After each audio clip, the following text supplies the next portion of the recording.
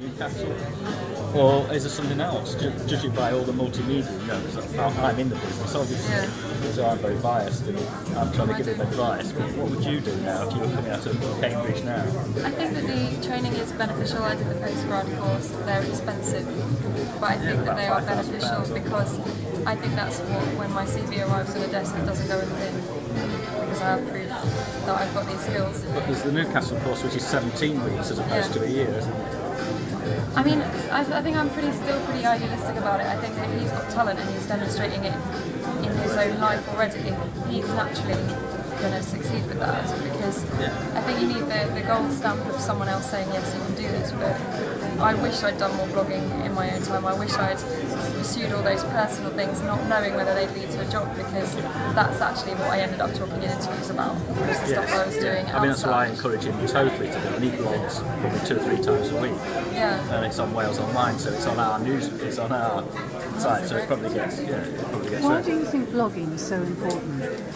Well, for him, he's now got a weekly column in the Western Mail, so he does the TV reviews every week in the Western Mail, free of charge though, I hasten to add, but he's writing now 800 words a week for a newspaper on top of his blogs, so I suppose it's whether it gives you a foot in the door is ultimately where it might. Yeah, I think so. I mean, I think everyone needs to know how to use a website, how to cut their own pictures, and particularly if it's a blog other people are reading, perhaps because it's attached to an established site, and you get a lot of comments that are basically telling you you're no good. Sometimes you need to ignore them because that's what the blogosphere does, but sometimes you maybe need to go, okay, I'm writing 1,500 words, that's not really very helpful, it needs to be 400. Or how could I have told that differently? Or who else could I have called? And I think that's useful.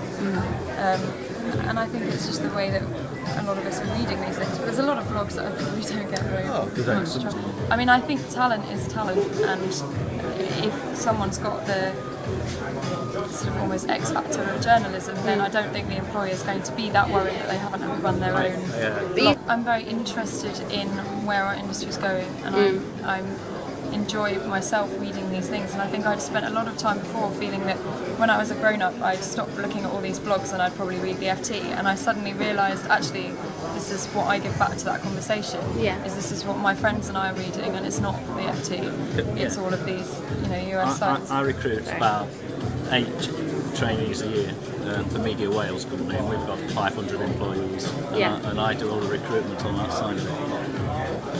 Everything that comes in terms of people who come for interview, have all got good degrees. They're all very, very good degrees. The degree you can just forget, I take it as read they've got the degree. It's totally driven then through, for me, can they write? And I'll put them all into some of our papers to see and get an opinion from our weekly editors, can they write? And the next big thing is then personality.